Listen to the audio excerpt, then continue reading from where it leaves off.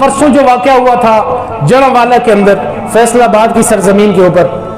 और मुसलमानों ने से वो जला कर राख कर दिए, उनके अंदर जितनी भी किताबें थी उनकी मजहबी किताबें थी। लेकिन हमारे लिए याद रखिए सिर्फ कुरान ही मजहबी किताब नहीं है।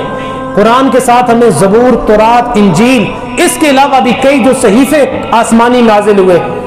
वो सहीफों को भी, उनके ऊपर भी हम ईमान रखते हैं। हम सिर्फ कुरान के ऊपर ईमान नहीं रखते, बल्कि जब हम कहते हैं आमनतु बिल्लाहि व मलाइकतिही व कुतुबिही, और इन किताबों के अंदर ये सारी किताबें शामिल होती हैं। हमारे लिए हजरत मूसा अलैहिस्सलाम की भी जो किताब है वो काबिल इज्जत, काबिल एहतराम, हजरत ईसा अलैहिस्सलाम की भी, हजरत दाऊद अलैहिस्सलाम की भी, और बाकी भी जो आसमानी किताबें वो काबिल एहतराम है। लिहाजा आज जितनी भी बातचीत हो रही है वो इसके ऊपर तो हमारा मीडिया भी बातें कर रहा है कि जी वहाँ पे मुसलमानों ने बड़ा जुल्म किया, उनके चर्च को जला कर राख कर दिया, उनकी इबादत